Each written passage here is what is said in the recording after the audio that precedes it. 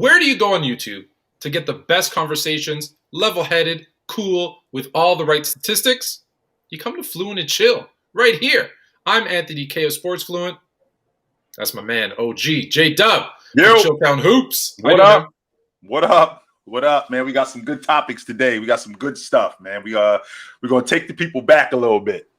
We are, I wish, if I could find a filter, I might actually black and white for what we're going to start with, because what we're going to do every week now, we're going to introduce some people to not just the best players of each decade, not just maybe our favorite players from a decade, but maybe some players that they might not know about that they should. We're not going to go back any further than this. We're going to start in the 50s and work our way up every week. It should give us enough time right to hit when the season starts. So I've told you this already. My statistical knowledge of the 50s isn't that fluent. So, as I tell everybody, I'm not only here to make you more fluent, I'm here to become more fluent myself. So let's start. In the 50s, I think there's one name I think we all know, right? George Mikan.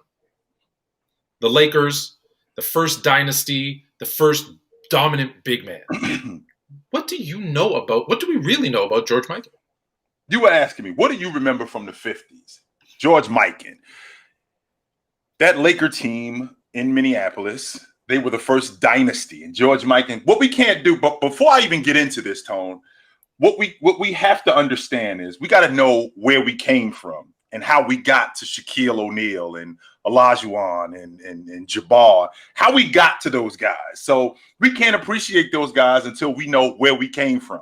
And it started with guys like George Mikan, who the game was in its infancy when George Mikan came in. And he was a guy who he didn't have a bunch of things that he did. He was just bigger, stronger, faster, taller than everybody else. But with that being said, he dominated the game. I mean, he won the league MVP, I think 5 times. I think they won the NBA championship 5 times. And that team that he was on was a really, really good team. And it was centered around George Mikan. And at that time, again, basketball was in its infancy. And that's what the game was built around. The game was built around the big man. And you couldn't find a big man who was that good like Mikan was. He just did everything, and he embodied everything that a big man was, because we didn't know what a big man looked like. So we started with him, and then they moved forward. Then you move on to guys. Well, I'm going to pause you there for a second, because it's interesting, because we don't think back and say, hey, there was no one before George Mikan to show him what a drop step was, to show him, what a post-up move was, what a hook shot. There was no one there to show him. So as he was doing these things, and we see the black and white film, those glasses that he had on, right? And people, he was a librarian. No, he was a 7-foot big man who could really, for his time. He needed those glasses too, Tone. He needed those glasses. He only played until 56. Yeah. But the impact he had on the game, because that's why I want to do this, is to see, hey, what that person did, look how it influenced the next. So I think he's kind of the patriarch, right? He's the architect of what we saw the big men do today. So you were going to say, is Bob Cousy the next big one? Bob Cousy is, in fact, the first small one. And he's the guy who revolutionized the game, because before Bob Cousy, the game was just move the basketball, move the basketball, move the basketball. Then you got a guy like Bob Cousy who comes in with all the tricks. We hadn't seen a guy who can pound the basketball like that, even though before Bob Cousy, the Harlem Globetrotters were everything. Curly Neal was doing that before Bob Cousy was doing that. He just wasn't doing it in the NBA. So we hadn't seen that in the NBA. When Bob Cousy shows up and he's handling the basketball the way he is, now this is revolutionizing the game. Whereas, Curly Neal and the Harlem Globetrotters are saying, man, we were doing this years ago. Right. But you get a guy like Bob Cousy who looks like Joe. He looks like Tom. And now this is becoming appealing to these people. That's where the fan base comes in, because now they can relate to him. Now, a guy like Bob Cousy, who averaged 19 a game for his career, he wasn't a bad player. Bob Cousy was, once again, the game was in its infancy. But a guy like Bob Cousy, he really revolutionized the game from the point guard spot. And so it's interesting, because Bob Cousy Okay, I'm going to fast forward to today. People talk about handles and how good someone's ball handling is, and look at the things they're doing with the ball today. Mm-hmm. Well, when you go back 10 years, 20 years, 30 years, 40 years, back to the 50s, most people go back and they stop at Bob Cousy. Mm-hmm. And I think it's important what you said is that the Harlem Globetrotters, like, we see them as a show now, right? Mm-hmm. It's a comedy act, it's entertainment. But back in the 50s and mm-hmm. prior, the Globetrotters were a legit team.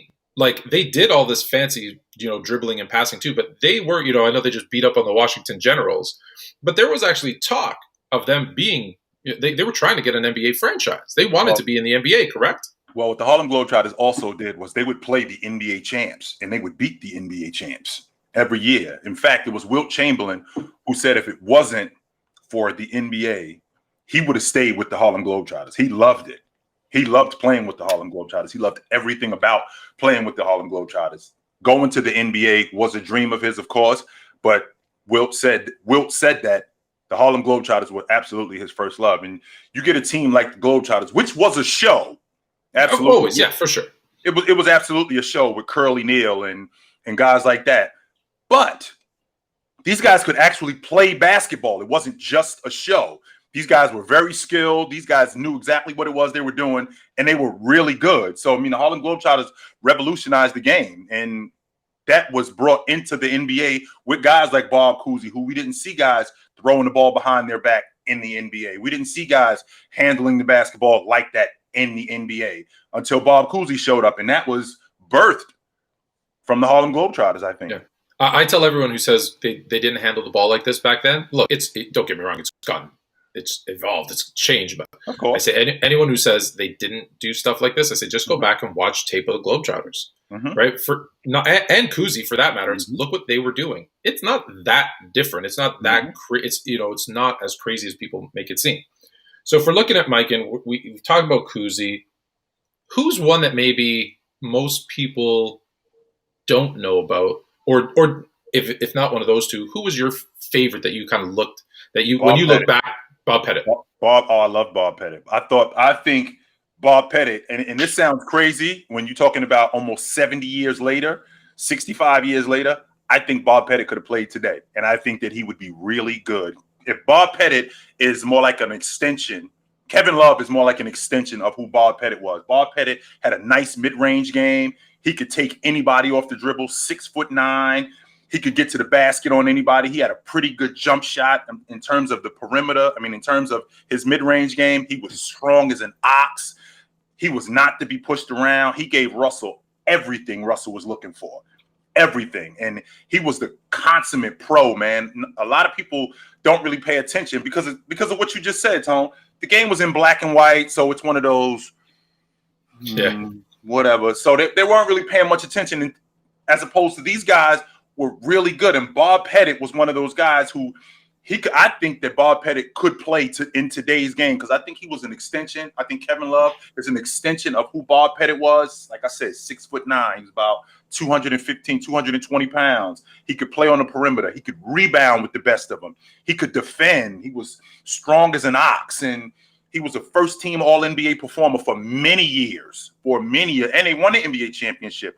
And he won an NBA championship when he was in the NBA. So, Bob Pettit is that of the players in the 50s, with the exception of Russell, him and Paul Arizin are my favorite players. And I dug Dolph Shays, but not like Bob. Bob Pettit was one of my favorite guys when I started to do my homework. It's funny because when we start talking about all-time greats, in most cases, we start in the 60s, right? We start with and like Russell, but Russell started in the 50s. I think a lot of people came in. Yeah, I think we forget that. But we talk about the 60s more, and we'll get to that next week. But I think a lot of the players in the 50s. That's why I wanted to do this, right? You don't talk about them ever. It's almost like basketball started in '60 with Wilt. Right. I feel like that's like the line, and people start talking about that. So, right. So I actually want to know now from people watching this. So in the comments down below, I want you to tell me either who's your favorite player of the 50s, who is the player that you maybe want to look up, or if you have any questions for myself or for Jay, what do you want to know about a player from the 50s? Because we can bring you that information. Absolutely. So we're going to fast forward. we're going to fast forward. We're going to fast forward 71 years from the 50s to today. Uh-huh. And what I want to do is each week leading up to the season, I want to go in and take a look at the divisions. And you and I were talking right before about teams still hang division banners. It's an important thing. In the NFL, I related it to the NFL. And I said, look, if my Bears win the NFC North, that banner's flying, right? If your 49ers win the NFC West, you're proud of that. And it used to be that way in the NBA. And I remember teams hanging divisional champ banners. I don't see it as much anymore. There's certain teams that don't do it. There's some that do, for obvious reasons. But we've gotten away from that. So let's start with your thoughts on the divisions, and then we're going to jump in and we're going to start right in the East, in the Atlantic, and we're going to work our way through each week in a different division. Well, the first problem that I have, Tone, is we got caught in this. We got caught up in the YouTube society. We got caught up in the microwave society of everything being right now. Being a division champ, number one, meant that you were hosting a playoff series. That was a big deal. And it also meant that getting to the next round or getting to the NBA Finals, you had to go through Cleveland. You had to go through Detroit. You had to go through Chicago. You had to go through the Knicks because they were the Atlantic Division champs. And it was a big deal to be the division champs. Just like you said in football, if we're the NFC West champs, that means that you got to come to San Francisco. And today, if you're not winning the whole thing, and I think that's largely due to influences from a lot of other entities that make it sound like unless you win in the NBA championship, you haven't done anything. I mean, They have if you win the Eastern Conference championship, there's a banner in your arena that says you're the Eastern Conference champ. There's a ceremony, and this isn't a participation trophy. There's a trophy. There's a whole ceremony, a whole thing. This is a big deal. So when you talk about, for example, we're going to go over the Atlantic Division. When I think about the Atlantic Division, we have Philadelphia, Boston, Knicks, Brooklyn, and Toronto are in the Atlantic Division. Now, as of right now, the best team I think in that division is Brooklyn. Yeah. I think that they're the best team because of health and what they have coming back. KD is healthy. James Harden is healthy. Kyrie is healthy. They went and got Patty Mills as another long ball shooter to go with Joe Harris, and that's big. I like Patty Mills. There was not enough. People said, "Hey, Patty." No, there was not enough made about Patty Mills. I really like that one actually. That's a big deal because Joe Harris didn't give them anything in the playoffs. He didn't do much. So now you got another long ball shooter in Patty Mills. Well, they lose DeAndre Jordan, who didn't play much anyway, but then they get back LaMarcus Aldridge, and now they got Blake. They got Blake Griffin. So basically, they're running it back. Don't forget Paul Millsap. They just signed Paul Millsap. Yeah. Absolutely. And Drummond as well, or no? Drummond's in Philadelphia. In Philadelphia, okay, yes. Drummond is in Philadelphia. So with this group that they have on paper, as of right now, they look like the best team in the Atlantic Division. Now, how they're going to hold up is something completely different. We don't know in terms of health how LaMarcus Aldridge is going to hold up. He had a heart issue. He's been cleared, which we know teams are not going to clear somebody with something that serious because the last thing we need, Tone, is for somebody to pass out and die on national television. We cannot have that. So with that being said, he's good to go. KD is going. Now, let me just say that's after. What was it? Reggie Lewis. Yes. I never want to have that. Like that was. If people don't remember that, right? You're talking about Hank Gathers. I'm sorry. Hank Gathers. There we go. Mm-hmm. But also even Chris Bosh with the blood clots. I know it was not the same thing, but right that ended his career. So those sort of things really kind of make I hope they take it as seriously as it is, and he hasn't been cleared. Absolutely. Right? We just can't have that. So he's been cleared. So now you got KD. He's going into year 15. Now he's only 33, which doesn't sound that old, but 15 years is a lot of miles on you. Kyrie Irving is coming back. He's coming into year 8. No, I'm sorry, coming into year 10. So, because Kyrie came in 2011. So we know who Irv is. We know who James Harden is. With this group, health is the most important thing. Do you think, specifically Kyrie and Harden, can play nice again this season? I think so. I think the only reason why it got derailed was because Irv got hurt. If Irv doesn't get hurt, I think, and if James Harden doesn't get hurt, I think that's been the focal point all off season. We have to stay healthy because the notion is the reason why these guys got past us was because we broke down. That's the notion. They've already established who is what. Irv went to James Harden. You're going to play point guard. I'm going to play shooting guard. And there's no other questions that need to be asked. I'm not going to be playing off the ball, or I'm not going to be hogging it. No, you're going to be the primary playmaker. You're going to be the primary distributor. I'm going to play off the ball. And we're done with that conversation. So I don't think that that's going to be an issue between them two. And also, James Harden being a playmaker for Kevin Durant. That's going to help these guys out. Now, when you got a guy like Millsap, he's going to come in and add a different dynamic to them. And like you just said, you love Patty Mills. You love Patty Mills in this. And anyway, especially coming, you're right, he comes from that San Antonio, that San Antonio system where it's team above individual. Yeah. And when you're on a team with three superstars, you need to understand, hey, my role is going to be probably diminished from any other scenario. And I'm okay with that because it's about team first. And what better organization to come from than San Antonio to understand team first. So I like the skill set and what he brings to the team, but I also like the mindset and what he brings to the team as well. Well, Tone, you're gonna be surprised with what I'm telling you, because I know that Philadelphia ended up having the number 1 seed in the East last season. I think they take a step back. I think Boston tops them in the Atlantic Division this year. Boston tops them. I think Boston goes to number 2. Absolutely, I think Boston goes to number 2. So let's go right to Boston. Why do you think Boston moves up? I think Jason Tatum's better.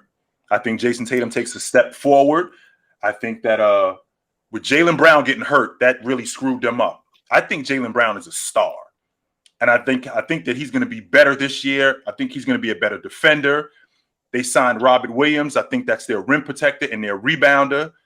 I think they lost Tristan, but that's fine. They got Robert Williams. You got Marcus Smart, who is the glue to whatever. I was really happy, but I was surprised that they kept Marcus Smart. And you and I talked about this because I thought Jaylen Brown, Marcus Smart, they could probably I think Jaylen Brown is still underrated. I think he's phenomenal. I do too. And I thought, hey, they were going to let Jaylen Brown kind of take over that defensive assignment, and it would have made Marcus Smart expendable. If they can bring it back, Marcus Smart's you always need one of these guys. He's a guy that when you play against him, you hate him, right? You want to follow him back to the locker room. You know what I mean?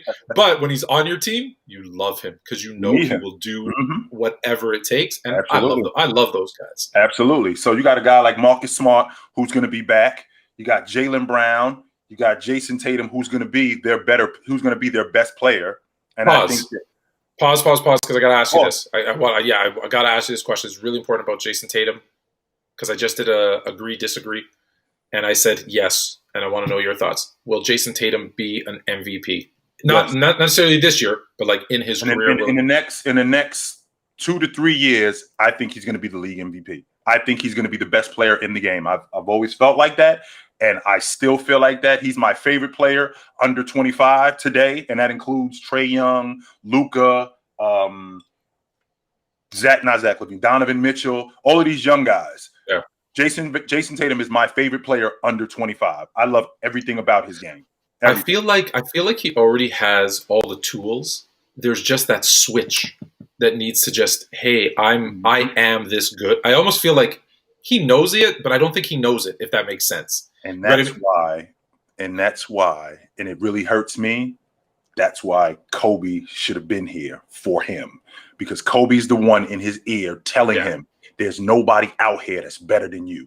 There's nobody who can cover you. Now he hears that from him, and he starts to think that more and more, and then that just generates more confidence in him to let him know that I am the best player on the planet. I am the best player in the league, especially if he thinks so.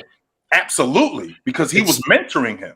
And it's so funny that that Kobe effect, right? There's so many players that, when I look back on his career, because we lived it in real time, and it was players don't want to go to LA. They don't want to play with Kobe. He's too hard on his guys. He's this, he's that. But look how many players he's mentored. He's motivated. I even just think, I think back to just last year when the Bucks win the championship, right? What's one of the first things Giannis brings up? It was Kobe that kind of sparked this when he said, "Hey, what's my challenge?" And I didn't even think he was going to respond.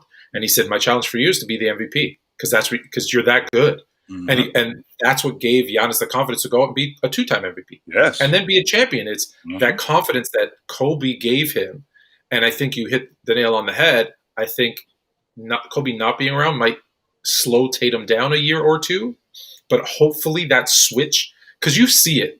In every sport, you see a player where how did this player go from here to here? And you can almost see the moment this happened, and then it was over, right? Yep. They got it. So I think I see that in him too. My fear is that switch doesn't get flipped, and then we sit back and go, "Oh man, he could have been so good." Which he could have been awesome. Absolutely. Yeah, I don't think we're going to have that conversation with Jason Tatum because I think he is going to be that awesome. And again, you got that Boston unit with they're a well put together group, and health is one of the main factors with them. And I do think that they jump Philadelphia this season. I think Philly takes a step back because they're in disarray right now. And Ben Simmons isn't going to get traded anytime soon. And you don't think he's going to get traded? I don't think he's going to, because now he's made it pretty. He's made it. I find what they did. We'll stick to off the court first for a second. I found what they did to him at the end of last season, kind of calling him out, as it was counterproductive. Because one, if your plan was to trade him, calling him out doesn't help his trade value. That only hurts it. If you're going to keep him, calling him out in today's day and age, calling out players doesn't put you in their good graces. It immediately gets them thinking, well, then I want to trade, right? If you don't want me here, then get me out of here. What purpose did it serve to do that? And because now Ben Simmons is saying, well, I don't want to be here. I want to be out. I'm out.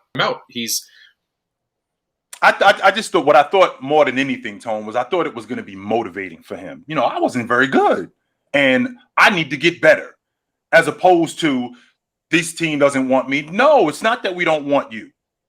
You weren't very good. You need to work on your game, because when I look at Ben Simmons and I look at Trae Young and I look at Luka and I look at the guys that were in that draft that were in his class, those guys improved. Trae Young has improved. Luka has improved. Ben Simmons has not improved. He's still 16-7, which, if that's who he is, okay, I can get with that. I can get with that logic if that's who he is. But he has to improve his perimeter offense. He hasn't. And that's basically what they were calling him out on. In order for us to get better, you have to get better. And he hasn't. So you would think that as a competitor, I got to get on my job and I need to get better in order for us to get better. But now the relationship seems to be fractured to a point where there is no call. I mean, they're at the point of no return with this relationship. However, Philadelphia has done a number of different things to make it look like they're trying to do something, when in reality, I don't think they are, Tone. I mean, they're asking for things that are ridiculous, like 4 1s and an all-star for Ben Simmons. Can we be realistic here? I mean, I'm hearing reports that they asked for Fox, Halliburton, and 3 1s from Sacramento. Click. Thank you. I remember early on, I think the rumor was they asked Toronto, another team in their division, for like Fred VanVleet, OG Anunoby, Pascal Siakam, and 4 first-rounders. Come on, man! Just give me your whole give me your whole starting lineup. Yeah, and the next come on, man! Y'all not serious. When you're doing stuff like that, you're not serious. No, you're not serious at all, and we know that you're not serious. So when I look at that team, I think that they've taken a step back. I think that there's a lot of turmoil on that team, and I think that Boston jumps Philadelphia. I think the Knicks are. Do they jump the Knicks too? Because last year it finished Philadelphia, Brooklyn, New York, Boston, Toronto. Yes. So are we both? Because I think I agree with this. Are we Brooklyn, Boston, Philadelphia, and then the Knicks. So, and the Knicks fourth. And then the Knicks are fourth. Did the Knicks get better? Did the Knicks get better? You know, they made some moves. I don't know. I feel like was last year just like lightning in a bottle? Are they gonna? Do you think they're gonna regress, or are they gonna get better? I think that RJ Barrett. I think he's coming back better. I do. I think that Randall is who he is. I don't think that Randall is a guy that we look at and he's gonna take another leap or anything like that. Randall is who he is. I mean, we're in year 8. But does he duplicate last season, or does he go back to who he was before? I think that he duplicates last season. I think he's because I think that he's in a space right now where he's probably 22, 23 a game, and I think that this can go on for another 2, 3, maybe even 2, 3 more years before he starts to slow down. Not really slow down, but before he starts to regress in terms of his game. So I guess that's the same thing. I've been begging James Nolan. I've never gotten a reply to just please let me run the Knicks because I hate listen, I'm not a Knicks fan, but I hate to see the Knicks. Like, I was so happy last year when they made the playoffs. I was so happy throughout the season when I saw them doing well. I feel, for me, the NBA is a better place when the Knicks are good. And I was just like, I kid you not, I know he's not going to respond, but any way I can send him emails and, you know, on social. I'm just like, James Dolan, man, give me a chance. They had a celebration outside when they beat Atlanta in one game. In one game, I know. They're dying for it. Here we come. We're coming. I said to him in this email that he never read. Basically, I said, listen, let me run the team for, you pick 3 to 5 years. If I don't make you, look, I'm not guaranteeing a championship, but if I don't make you in that conversation for a championship in 3 to 5 years, I will give you all the money back. I'll give you all the money you pay me back. Every last Where are you going to get an offer like that? Where are you going to get an offer like that? No, you're not going to get an offer like that. So I think that, you know, bringing back Nerlens Noel, I think RJ Barrett's going to be better. I think that Julius Randle is going to be better. I think that Bullock. I dig this Knicks team. How do you feel about Fournier? I think I'm going to say his name wrong. I like Evan Fournier on that team. I do. Do you think he plays different in the NBA versus when he plays for Team France? Yes, because the Euro game is different than the NBA game. There's a lot of players who can't play in Europe that can play in the NBA, and it's a lot of guys who can't play in the NBA and play in Europe. So he looked great. He looked great for Team France. He looked awesome, and not to mention, Tone, we can't leave out the fact that he's been playing with those guys for like the last 8 years or some nonsense like that. Yeah. So they actually have a national team in France, just like they have one with Australia. So I like this Knicks team, man, and I do think that they're going to make the playoffs. I think they're going to be in that 6 to play-in game range. I think they're going to be around that, but I do like this Knicks team. I keep getting, I don't know why, but there's a lot more Toronto fans than I realize. Because I get a lot of people that's on me about, what about OG? What about Van Fleet? What about? Well, let me say something. Let me say something that most people I guess most people don't get. Toronto is when you look at the GTA, which is the Greater Toronto area. That's the way we look at it. We look at the Greater Los Angeles area, the Greater New York area, the Greater Chicago area. We don't just look at that the city, like the proper. Mm-hmm. So when you look at the GTA, which is the Greater Toronto area, it is the fourth largest city in North America. Number 1 is Mexico City. So if you eliminate Mexico, it's the third, only behind LA and New York. So you've got your 8 million people there, but don't forget, it's the only team in the country. So now you've got 35, 36 million people cheering for this one team. Mm-hmm.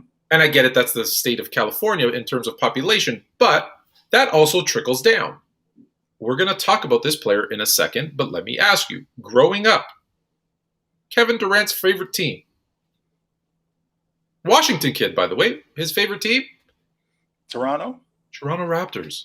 It was because of Vince Carter, don't get me wrong, but that was his favorite team. So it has it's not like at the border it stops and people go, oh my God, it's a different country and igloos and polar bears. No. So you have 35 million people in Canada, plus look at a guy like me. Listen, I've been a Laker fan since '82. Right. So do the math. I don't want to do the math. 40 years, Jesus. Wow, I should not have done the math.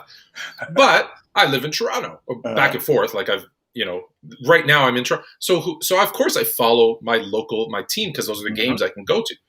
So I'm not surprised that you're getting a lot, because if you think about it, there's a fan base of at least 30 million to pick from. They're going to have a lot of fans. Yeah. The downside is, now we're going to talk about them, I think they're in a bit of a rebuild. Well, I don't think it's a bit of a rebuild. It's absolutely a rebuild, because I'm trying to be nice. No, it's absolutely a rebuild, Tom, because you look at the roster. Okay, there's not many people who talk about, I think after the All-Star break, Siakam averaged like 28 a game. So with Siakam, he's your centerpiece. All right. You lose Lowry. Van Fleet is a guy who I think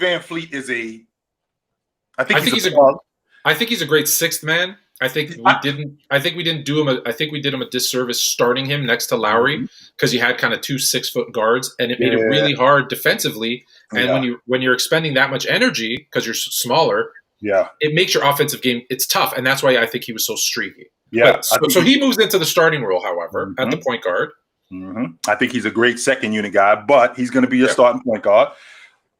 Getting Scotty Barnes, I'm still a little, and I watched him in the summer league, and I think Scotty Barnes is going to be a really good player. Passing on Suggs, I think, was a mistake, because I think that's your starting 2 guard for the next 10 years. But that's neither here nor there. There was rumors. Now I don't know if it was Suggs having sour grapes that they didn't pick him, but that he purposely tanked the workout and the interview because he didn't want to come to Toronto. So who knows? Maybe that's just a situation where, hey, they didn't pick me, and now I'm going to say something mean. Yeah. But here's the thing with Scotty Barnes that I love. I think a lot of this is miseducation, not education. It's miseducation. There's a hesitancy for American players, to come to Toronto, because I don't think they realize, one, how big of a city Toronto is. 2, that Toronto is the most multicultural city in the world. So you're not going into they really, I honestly still think they think there's like igloos and polar bears. It's not. It's a legit big city that has everything you want. Is it a different country? Los Angeles, just like New York. Honestly, I'm a big Chicago guy. I go to Chicago all the time. I go to see my Bears. I go to hang out. And Toronto is, I'm saying this with love, Chicago. Toronto is a safer, cleaner Chicago. Like, if I plopped you down in downtown Toronto without telling you where you are, and I told you were in downtown Chicago, you'd probably be like, oh, okay. Like, you wouldn't know the difference. It has all the amenities, all the stuff you want. So I think there's that misconception. So where I'm getting here is Scotty Barnes has come into Toronto and has just eaten it up. He's out on the streets. He's talking to people. So they also drafted Banton, who's actually a Toronto kid from just outside of Toronto, Rexdale. It's like a suburb of Toronto. It is Toronto. Let's be honest. So those two have kind of connected, and he's taking him around and showing him everything, and everything that Scotty Barnes says. He's like, I love it here. I want to be here. And he's really just like, he's going to all the local spots, like, all those places. He's picking up, I'm not going to do a bad impression, but he's picking up the local slang with the man's them and all everything. He's getting it all in. So I like to see that, because for his play now, he could be not this good, but he could be like a Kawhi Leonard-esque type of player. Or he could be another, like, I think his ceiling and floor are huge. And that's what scares me, right? He could be really good. He could be just average. And that scares me, but they're building something. And Masai Ujiri, listen, for all intents and purposes, you got to trust him, because when he was here in Toronto the first time, he did great things. Let me ask you this question, Tone. Yeah. Did he strike, was that lightning in a bottle, or is Masai the real deal when with what he did? So that's what I was going to say, is that he's very aggressive. And so what he did the first time in Toronto, I think, was good. He goes to Denver, and that Denver team is still really hit the team he put together, right? So he put together a really good team in Denver. He comes back to Toronto. I think he took a chance, and I think that's what I applaud with the Kawhi Leonard deal. He understood LeBron's gone, right? DeMar and Kyle are great, but that's not going to get it done. if we can have an opportunity to get a guy like Kawhi, top 5 player in the league, you do it. Now, he thought we could keep him long term, or they could keep him long term, and it didn't pan out. So I think now I'm going to give him the benefit of the doubt because he's clearly building something. Because if you look at this team the way it's constructed right now, you've got Van Vliet and Malachi Flynn, I think, as the kind of 6-foot guards. I might be missing one, and I apologize if I am. Oh, I guess Dragic, but it depends what they do with him. But aside from him, you have a roster filled with 6'7", 6'8", and 6'9" guys who all have 7-foot plus wingspans. You have a coach who we talked about a lot on that title run. Talked about a little bit last year, but not as much. I love Nick Nurse. But you have a coach who has more defensive kind of schemes than maybe the rest of the NBA combined, right? People talk about it. They have like 32 different, most teams have like 3 or 4. They've got 32 different defensive schemes. So I feel like they're building, look, I might be way off, but I feel like they're going to build some type of defense that between, you have your guard and then these 4, this box and one kind of thing, where you have these 4 guys who literally could probably stretch out the width of the court, right? And just and can all switch because they're all 6'7", 6'8", 6'9". They're all athletic. They all have really big windspans, big hands. So I think they're going to do some type of trapping, really aggressive defense. I think that's the plan. Does it work in today's NBA? Because I'm scared that they don't have enough shooting. Maybe. Can Pascal take the next step and be a leader of a team? He hasn't shown that he can, but let's be honest. They won the title with Kawhi. Then halfway through the season, they have to go to the bubble, which was weird for everybody. Then the next year, they have to play, let's be honest, 72 road games. They were getting booed in Tampa. They were getting booed in their home court. And I know that Pascal Siakam has been open about the fact that he's very uncomfortable, right? He was very uncomfortable being on the road. He's already away from home to begin with in Toronto, and now he's away from his home, away from home. You know what I mean? So he's twice removed. And I think that look, people forget they're humans. We talk about this all the time. They're human beings. So the 72 road games, and they still do okay. So I think, and there's still question marks if they're going to play in Toronto, right? It's Masai's pushing for it. Everyone's pushing for it. I think they're going to, look, do I think they're a playoff team and a contender for a title this year? No. Of course. But I think they're going to surprise people because if I'm right in what they're building, they're going to, especially with some of the new rules too that have come in to stop some of those offensive, bumping in fouls when you initiate the contact. I think they're going to be a top 3 defensive team. My question is, can they score enough to win games? Well, you don't have to. If you're going to be that good defensively, I think that you can absolutely make a push. If you're going to be that good defensively. Now, we also leaving out the fact that Siakam is in what, year 4? I think he's in year. The year they won the NBA championship, he was in year 2. I want to say it's either 4 or 5. Yeah. But also, he didn't even start playing basketball until very late as well. Right. So he's still very raw. Right. So we're talking about a guy who doesn't really know what he's doing, and he could have. That's why it really bothered me that Leonard left, because I think he needed him just like those two could have grown. He could have grown Siakam. Yeah, just like Cat needed Kevin Garnett for that last year. He needed him in order to become the pro that he is now. So you got a guy in Siakam who's still young, who's still learning how to be a leader, but there's such a demand on him right now in his Toronto team, which now is starting to make sense, Tone, why I get so many inquiries about the Toronto Raptors, because number one, they won the NBA championship 2 years ago. Number two, it's the only professional basketball team in the entire country. Yeah. So, of course, there's a lot of people that are wondering, what do you think of my Raptors? What do you think the Raptors are going to do? This is not, the fan base in Toronto has become, and this, let's be honest, guys, because everyone's like, it's because they won a championship. No, man. Toronto has embraced, and listen, Jay-Z and I think Drake collab. No, it might have been LeBron. I'm sorry, it was LeBron. Put together that movie. It's on Netflix, The Carter Effect. Yeah. Right? And if you haven't seen it, go watch it, because it really tells you what happened. Is people forget the history of basketball. It was a Canadian guy down in Boston, right? James Naismith. But he was Canadian. He's down in Boston, right? He creates this game of basketball. The first professional basketball game is played in Toronto. at the Maple Leaf Gardens between the Toronto Huskies and the New York Knickerbockers, who we now thankfully call them the Knicks. Mm-hmm. And then, okay, there's no team here for a while, but we're still watching. Like, listen, just a guy like me. I'm in the 80s. I was in Toronto. I'm watching I'm watching the NBA. Then that Carter effect kicks in, and you start to see guys like, look, not all of them have been great, but Wiggins and Shea and I was going to say Anthony Bennett, even though he didn't pan out. I mean, but you start seeing a lot of, Lou Dort now is one of the guys that I really like. But there's a lot of Canadian, Kelly Olynyk. There's a ton of Canadian players, and I think a lot of that started with that Carter effect. I found out that Lou Dort was Canadian. I didn't know that. I just found that out not too long ago that Lou Dort was Canadian. I was Chris Boucher on the Raptors also. So there's all these players that kind of from that Carter effect. So now you have a rabid fan base. Like when you look at Jurassic Park, that thing they do outside, Milwaukee does it now too.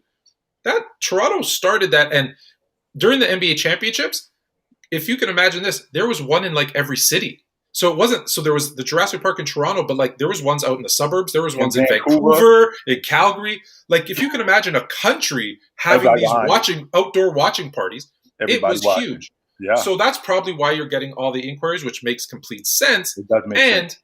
And they're not that far off. I really like OG Anunoby, by the way. I really like his play as well. And he does not get enough. Look, is he a superstar? No. But he's a guy that I don't think gets talked about enough. But he's a guy who can defend, like elite defend, can play, can pass, can shoot. Right. We all remember that big shot he hit with like 0.1 seconds left. Celtics. Against the Celtics. Right. He's a guy that I think he's right there too. Like again, that's what I was trying to understand, Tone. I was trying to make sense. And when you get him, we already have him in the fold, and he's turning into a player.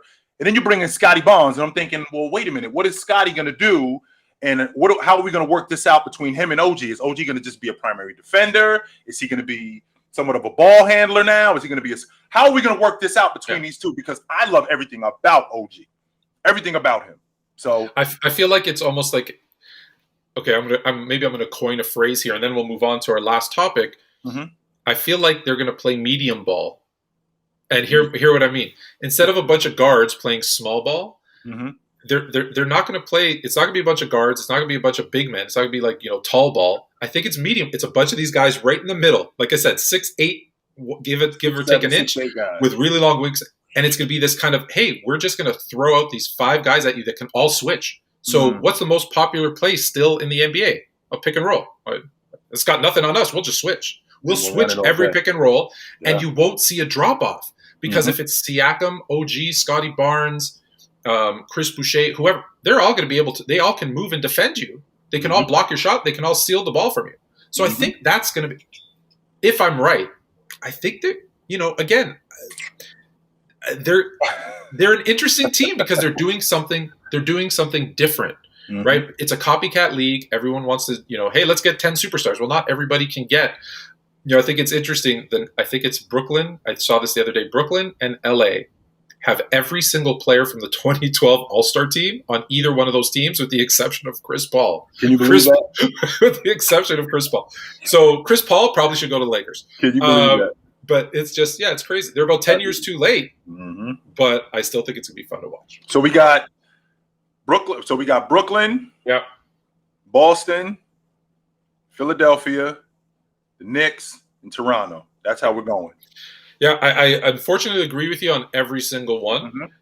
And since we're talking a little bit about Boston, we talked about a little bit about KD and his favorite team, and an all-time Boston legend, Larry Bird.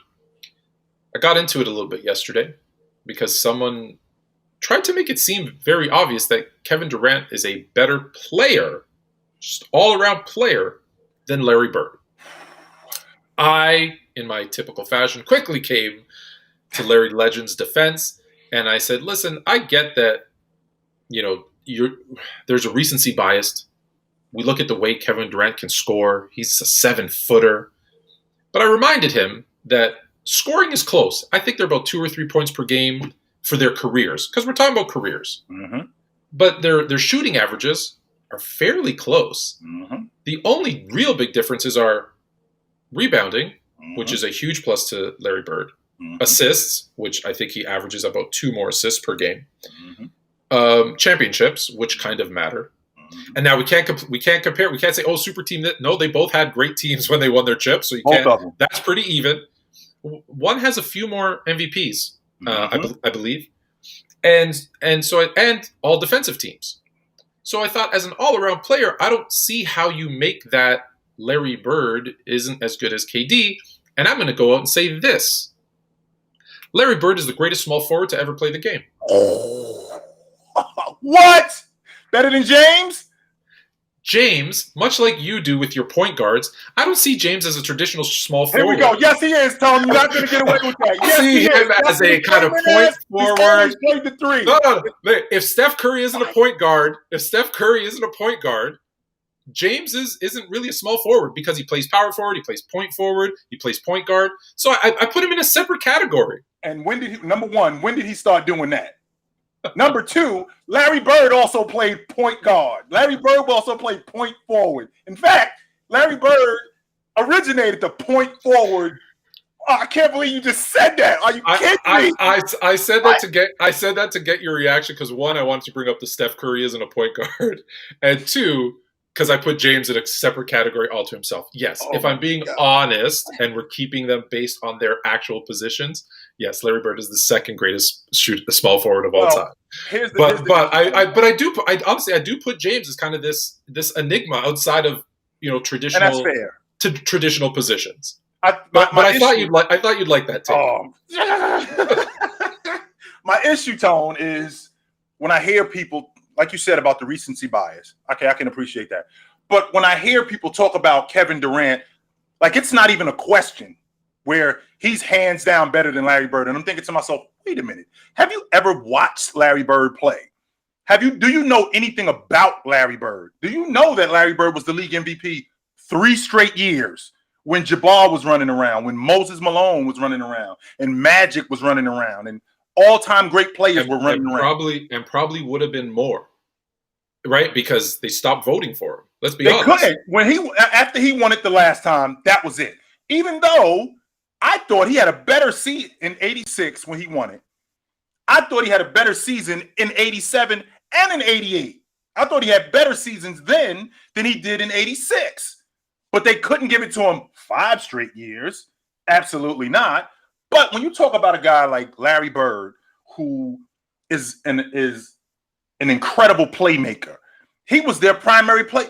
I mean, Dennis Johnson was the point guard, but their offense ran through Larry Bird on the perimeter. No, it's very important that you bring that up because people think like LeBron was the first to do it. And I always try to tell people, Pippen was a point forward, right? Yes, although Ron Harper or BJ Armstrong or John Pack, whoever was the point guard, the offense ran through. Pippen initiated the triangle. That's correct. Larry Bird initiated the offense. There have been players, and I'm missing a ton more, but there have been these point forward type kind of players where they initiate the offense for years. Absolutely. Sorry, I'll let you continue. Elgin Baylor was a point forward. Absolutely. The guys who we ran the offense through this guy right here, or he started the offense. Absolutely. Yeah. So when you got a guy like Larry Bird who initiates the offense, and he was the floor general, the defender that he was, the rebounder that he was, the way he was able to create shots for himself, I can appreciate looking back as a kid today saying, Kevin Durant is so much better than Larry Bird. I've mentioned this before, Tone. In 20 years, there's going to be a guy who comes along who's 6'10", who is throwing the ball between his legs 20 times and shooting the ball from 25 feet, and he's looking incredible. And somebody's going to say, he's nicer than Kevin Durant. And you're going to want to commit homicide. I'm telling you that right now. I agree. You're going to want to kill him because you watch these guys and you don't watch the history of them. Larry Bird, and for all intents and purposes, was at that point the best player in the game. And he was the best player in the game for a long time. I mean, we're talking about a guy who was 9 times first team All-NBA in 10 years. I mean, you don't have that going on a lot. I think people see the late, like with everything, they see the years later on, or maybe even the dream team when his back was done. He was over at that point, and they're like, he was so. I hear people all the time say he was so stiff. Okay, he did play upright for his entire career, but to say that he was a completely unathletic, he was 6'10" and he couldn't even. No, he could dunk, right? Not that that's the be-all and end-all, but he could dunk. He dunked quite a bit. He actually dunked on some people. You got to go back a little bit. He was a phenomenal passer. Court vision, ridiculous. I know that this isn't part of his skill set, but I mean, one of the fiercest trash talkers in the game. And he was a pretty good defender. I don't think he ever gets enough credit for how good of a defender he was. 3 times he made the All-League defensive team. That's number one. Yeah. And number two, like I just said before, Tone, we all know because you and I grew up on this guy. How classy was Doc? Oh, fair. Doc was the epitome of class. Yeah. Doc punched Bird in the face. What did Bird say to him to make Doc punch him in the face? I'd like to know. Do you know? I'd love to. I have no idea what he said to him to make Doc. So what I equated it to, if you can imagine LeBron James punching Luka in the face. What do you think Luka said to LeBron to make LeBron punch him in the face? This is what kind of trash talker Larry Bird was. But when we talk about Larry Bird as a player, you always talk about, we never seen anybody the size of Kevin Durant. Just so you know, Larry Bird was 6'9". Larry Bird wasn't a small dude. He was every bit of 6'9", 6'10". So let's make sure we clear on that. It's interesting. I want to go back to the trash talk because there's always the one that I love at the 3-point contest when he walks in, doesn't even take off his warm-up jersey, and he's like, all right, who's coming in second? That just shows you confidence is important too, right? So he had that swagger before we knew what swagger, right? We didn't talk about. He had it. I get a lot of guys that, especially a lot of guys on that platform that talk to me about Larry Bird only shot 2 threes. Okay, the first year that the 3-point contest was implemented, which was in the 85-86 season at the All-Star game, Larry Bird won the 3-point contest. Won it again in 87 in Seattle. In 88, he didn't even take his warm-up off. That's how good he was. He didn't even take his warm-up off. He looked around like, none of y'all in here going to beat me, so who coming in second? So if we had an offense back then, because the game was ran through the big man, most people don't know, but Robbie Parrish and Kevin McHale both averaged 14 shots a game. Not 14 shots between the both of them. Each of those guys, 14 shots a game.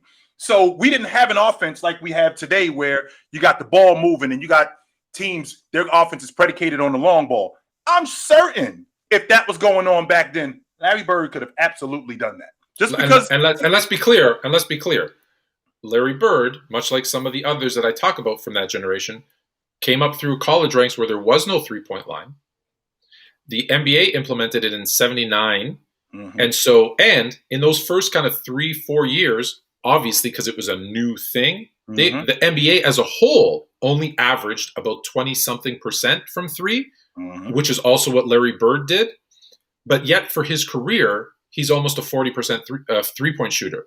So tell me a guy who started up, so you've got years where he shot in the 20s, which is what the league average was.